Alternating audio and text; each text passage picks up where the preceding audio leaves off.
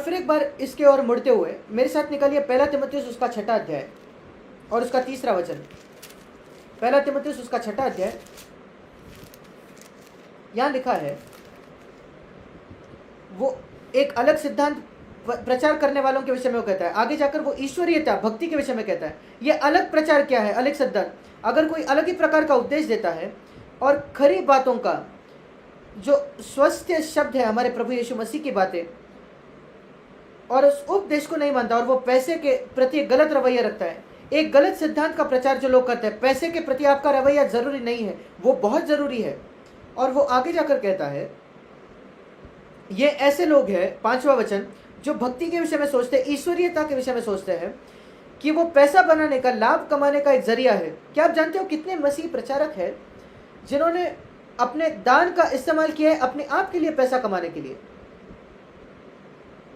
मुझे याद है जब परमेश्वर ने मुझे बुलाया उसके सेवकाई में, और जब मैंने अपना नौकरी छोड़ दी 54 वर्षों पहले, और मैं परमेश्वर को खोजने लगा कुछ मार्गदर्शन के लिए, मेरे सारे पैसे जो मैंने कमाए थे नेवी में कई सालों में, और सारे वो बचे हुए पैसे मैंने परमेश्वर के काम के लिए दे दिए, और मैं बाहर आया एक बिल्कुल खाली बैंक अकाउंट के साथ परमेश्वर की सेवा करने के लिए। और मैंने कहा, प्रभु मैं आपको भरोसा रखने वाला हूँ मेरी जरूरतों के लिए। मैं ये नहीं कह रहा दूसरों ने करना चाहिए, अगर प्रभु आपको बुलाता है तो ही आपको करना है, और सबको बुलाया नहीं जाता मसीह पूर्ण काल मसीह के सेवा में। और मैं ये नहीं कह रहा कि हम सबको ये करना है, पर मैं आपको बताता हूँ कि प्रभु ने मुझे क्या सिखाने की कोशिश की। और मैं बाइबल के पास आया और मैंने पहले प्रलोभन को पढ़ा जो यीशु मसीह का था, जहाँ शैतान उसको बताता है, तू अब भूखा है, 40 दिन तू खा नहीं रहा, तेरे पास सामर्थ्य है, इन पत्थरों को रोटी में बदल दे और अपनी भूख को तू तृप्त कर। और यीशु ने कहा, नहीं, मैं खाने से नहीं जीता, बल्कि हर उस शब्द से जो मेरे पिता के मुंह से निकलता है। और पिता से मैंने कोई शब्द प्राप्त नहीं किया है कि मैं उस पत्थर को रोटी बनाऊं, इसलिए मैं नहीं करूंगा। उसके पास सामर्थ्य था कि वो पत्थर को रोटी बनाए उसके भूख को बुझाने के लिए, पर वो किसी को फंसा नहीं रहा था, वो चोरी नहीं कर रहा था पत्थर को रोटी बनाकर। अगर परमेश्वर आपको सामर्थ्य देता है तो क्या गलत है पत्थर को रोटी में बदलने के लिए, अपनी भूख मिटाने के लिए। पर यीशु ने कहा नहीं। पर उसने उस सामर्थ्य का इस्तेमाल तब जरूर किया जब उसने रोटी को बहुगुणित किया, जब 5000 पुरुष और कई स्त्रियां और कई बच्चे थे और उनको खिलाया। और इससे मैं क्या सीखता हूँ, उसने अपने सामर्थ्य का इस्तेमाल नहीं किया अपने आप के लिए रोटी बनाने के लिए, पर उसने उसका इस्तेमाल किया हजारों दूसरों के लिए रोटी बनाने के लिए। और जो प्रभु ने मुझे बताया, जब मैं तुम्हें कोई दान देता हूँ, वो शायद प्रचार करने का दान होगा या कोई भी दूसरा दान, आपको उसका इस्तेमाल नहीं करना है बिल्कुल भी अपने आप के लिए, लाभ या नफा कमाने के लिए, मुनाफा कमाने के लिए, शून्य, पर उसका इस्तेमाल कीजिए दूसरों को आशीष देने के लिए। वही मैं सीखा पहले प्रलोभन से जो यीशु मसीह को आया। आप अपने उस सामर्थ्य का इस्तेमाल नहीं कर सकते जो परमेश्वर आपको देता है अपनी जरूरत पूरा करने के लिए। आप परमेश्वर जो सामर्थ्य और प्रभाव देता है आपको पवित्र आत्मा के अभिषेक की वजह से, प्रसिद्ध होने के लिए या आदर प्राप्त करने के लिए या पैसे के लिए खोजने के लिए या कोई भी लाभ प्राप्त करने के लिए अपने आप के लिए, पर आप उसका इस्तेमाल कर सकते हैं दूसरों की सेवकाई करने के लिए बार बार बार बार बार बार। और वही उसके अनुसार मैं जीने की कोशिश की, उस सिद्धांत के अनुसार परमेश्वर के अनुग्रह से। प्रभु मैं कभी इस्तेमाल नहीं करूंगा किसी भी दान का जो तूने मुझे दिया है अपने आप को बढ़ाने के लिए, अपने आप को लाभ कमाने के लिए। मैं अपने आप के लिए लाभ नहीं कमाऊंगा मेरे प्रचार के दान के हिसाब से। और इसलिए सारी किताबें जो मैं लिखता हूँ, प्रभु ने कहा कोई रॉयल्टी नहीं लेना कभी भी। पौलुस ने कोई रॉयल्टी नहीं ली, उसने जो पत्र लिखे उसके लिए, हमने कभी वो नहीं किया। वैसे ही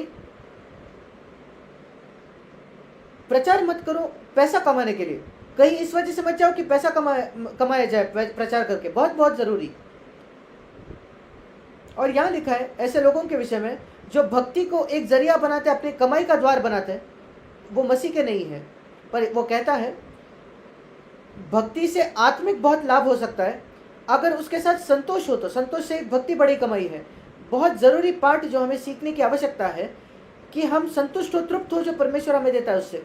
संतुष्ट होना, जिस प्रकार परमेश्वर ने हमें बनाया है, दूसरों की ओर न देखे और ये मत कहे वो क्यों मुझसे बेहतर दिखता है। प्रभु ने आपको वैसे बनाया जैसे आप हो, खुश रहो। मैं खुश रहना चाहता हूँ जैसे परमेश्वर ने मुझे बनाया उससे। मैं ये सोचना नहीं चाहता काश मैं किसी और के जैसा होता। मैं ये सोचना नहीं चाहता मेरा घर किसी और के जैसा होता तो क्या अच्छा था, या दूसरे की तरह गाड़ी मेरे पास होती या स्कूटर होती। अगर आप संतुष्ट होना सीख जाओ जो परमेश्वर आपको दे तो आप पैसे के प्रेम से मुक्त हो जाओगे। संतोष सहित भक्ति बड़ी कमाई है, बड़ा लाभ है। और एक जगह लिखा है संतोष सहित कम खर्च करना, मतलब बहुत आसान, साधारण तौर पर जीना। दूसरी बात जो प्रभु ने मुझे सिखाई, पैसे को व्यर्थ मत गवाओ अपने आप पर, बहुत साधारण तौर पर जियो। इस संसार के लोगों का उदाहरण मत के पीछे मत जाओ, या इस दूसरे मसीहों का या दूसरे प्रचारकों का उदाहरण मत देखना। साधारण तौर पर जियो। यीशु बहुत साधारणता से जिया, वो पैसे को गवाता नहीं था व्यर्थ में। अब मुझे गलत मत समझना, मैं ये नहीं कह रहा कि आप आइसक्रीम नहीं खा सकते, ऐसा कुछ नहीं मैं कह रहा। पर सिर्फ परमेश्वर ने आपको पैसा दिया इसलिए ये मत सोचो हाँ मैं उसको खर्च कर सकता हूँ अपने आप पर उदारता से, और उड़ाना नहीं उसको। भक्ति सहित संतोष, बहुत साधारणता से जीना संतोष के साथ, वो बहुत बड़ी कमाई है, बड़ा लाभ लाएगा आपके जीवन में। क्योंकि यहाँ लिखा है पहले तीमुथियुस 6:7 में, एक बात याद रखें, जब तुम इस जगत में आए आपके पास कुछ नहीं था, जब आप जाओगे तो कुछ नहीं ले जा सकते। इस वजह से अगर परमेश्वर हमें खाना खाने के लिए या हमारी शारीरिक ज़रूरतों के लिए पर्याप्त देता है तो हम संतुष्ट रहेंगे। अब इसके सुने, जो धनी होना चाहते हैं, 9वां वचन, वो बहुत परीक्षाओं में और फंदों में गिर जाते हैं। एक फंदा होता है, वो जंगली जानवरों को पकड़ते हैं, एक फंदा डालते हैं, और वो जो सिंह होते हैं और जो हाथी होते हैं वो भी पकड़े जाते हैं, वो है फंदा। और यहाँ लिखा है जो धनी होना चाहते हैं, वो नहीं जिनके पास पैसा है, ऐसा नहीं, जो धनी हो चुके। बहुत ध्यान से पढ़िए, बाइबल में कुछ जोड़े ना। ऐसे कई ईश्वरीय लोग हैं, मसीह हैं, जो कभी पैसे के पीछे नहीं भागे, पर परमेश्वर ने उनको आशीष दी और वो बहुत धनी हो जाते हैं, वो लखपति हो जाते। ठीक है, उसमें कुछ गलत नहीं है, पर वो धनी होना नहीं चाहते थे। उनके जीवन में लक्ष्य ये नहीं था कि उनको धनी होना था, वो पैसे के पीछे नहीं भाग रहे थे। पर जो धनी होना चाहते हैं, उनका लक्ष्य है अपने जीवन में, मैं ज़्यादा ज़्यादा पैसा कमाना चाहता हूँ। आपका लक्ष्य होना चाहिए कि मुझे ज़्यादा मसीह के जैसा बनना है। और जो धनी होना चाहते हैं वो परीक्षा में गिरेंगे, वो फंदे में गिरेंगे, जैसे एक जंगली जानवर पकड़ा जाता है शैतान के द्वारा। और उतना ही नहीं, वो बहुत से व्यर्थ और हानिकारक लालसाओं में फंसते हैं, पहला तीमुथियुस 6:9, और आखिरकार वो उनको बिगाड़ देगा और उनका विनाश कर देगा। मैंने ये देखा है होते हुए। बहुत ज़्यादा सतर्क रहिए। जब परमेश्वर आपके पैसे को बढ़ाता है, बहुगुणित करता है, सोने को अपने पैरों तले रखे, उस पर चले, उसको अपने मनों को ना भरने दे। जो धनी होना चाहते हैं, आप धनी हो सकते हो बिना इच्छा रखे धनी होने के। आप शायद गरीब हो पर और आप चाहते हो कि मुझे धनी होना है, आप खतरे में हो। दूसरी बात यहाँ लिखी है पैसे के विषय में, पहला तीमुथियुस 6:10, रुपए का लोभ, रुपए का प्रेम सब प्रकार की बुराइयों का जड़ है। जब मैं पैसे से प्रेम करता हूँ, यीशु से अधिक प्रेम करता हूँ, जब पैसा मेरे पैरों के नीचे नहीं है पर कि वो मेरे मन में है हर समय, मैं कैसे ज़्यादा पैसा बनाऊँ, कैसे मैं ज़्यादा पैसा कमाऊँ।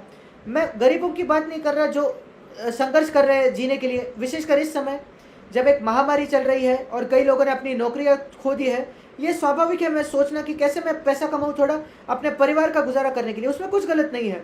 वो ज़रूरत आवश्यकताओं के विषय में सोच रहे हैं, ऐसे लोगों की मैं बात नहीं कर रहा। ऐसे लोग जिनके पास अपनी ज़रूरत से अधिक है और वो अधिक चाहते हैं और वो धनी होना चाहते हैं और पैसे से प्रेम करते हैं। और यहाँ लिखा है 10वां वचन, जो ये लालसा रखते हैं अधिक पैसा कमाने के लिए, वो एक जड़ है। 10वां वचन पहला तीमुथियुस 6:10, उसमें से सारी बुराइयां बाहर आती है। सोच कर देखिए, एक जड़ जिसमें से एक पेड़ बाहर आता है, सारी प्रकार की बुराइयां, वो क्या है, जड़ क्या है, पैसे का प्रेम। और जो उसकी लालसा रखते हैं वो विश्वास से भटक गए हैं। प्राप्त करने का प्रयत्न, एक सबसे आसान तरीका विश्वास से भटकने का, सच्चे विश्वास से भटक के अपने उद्धार को खोने का और नरक में जाने का, वो है ये लालसा रखना कि अधिक में पैसा कमाओ। मैं इसको स्पष्ट करना चाहता हूँ, अगर परमेश्वर आपको दे और आप उसको खोज नहीं रहे, आप उसके पीछे नहीं भाग रहे, आप उससे प्रेम नहीं करते, लालसा नहीं रखते, परमेश्वर देता है उसको स्वीकार करें। पर अगर आप लालसा रखते हो, उससे प्रेम करते हो और आप बहुत उत्साही हो ज़्यादा धनी बनने के लिए, आप भटक सकते हो विश्वास से एक दिन, और आप अपने आप को बिल्कुल अपने आप को और अपने परिवार को कई दुखों से छलनी करोगे। बहुत ज़्यादा सतर्क रहिए।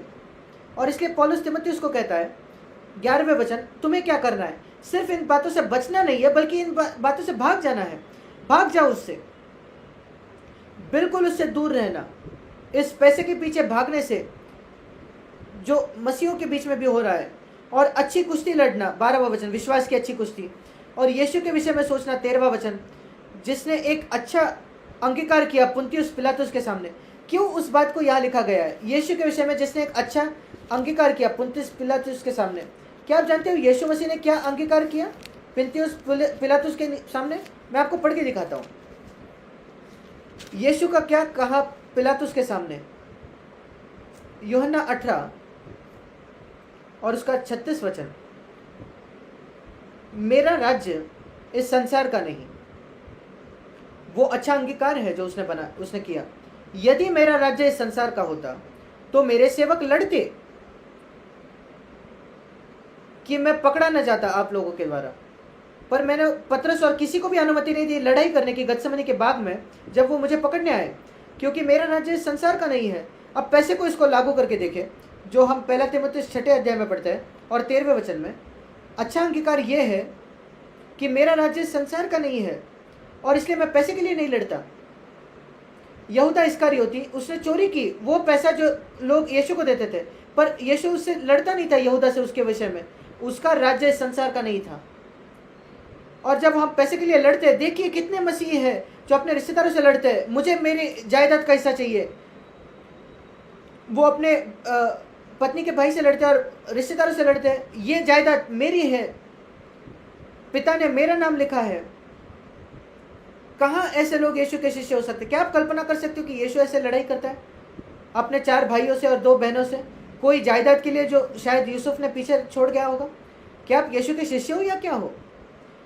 इन बातों का सामना कीजिए मेरे भाइयों, क्योंकि याद रखिए क्या हमने शुरुआत में पढ़ा, आप परमेश्वर से प्रेम नहीं कर सकते अगर आप पैसे से प्रेम करते हो, वह असंभव है। आप परमेश्वर से प्रेम कर सकते हो अगर आप पैसा है तो। आपके पास 318 सेवक हो सकते हैं और परमेश्वर की प्रेम आप कर सकते हो, पर अगर आपके पास एक भी सेवक है और आप उस पैसे को परमेश्वर से अधिक प्रेम करते हो तो आप परमेश्वर से प्रेम कर ही नहीं पाओगे, असंभव है।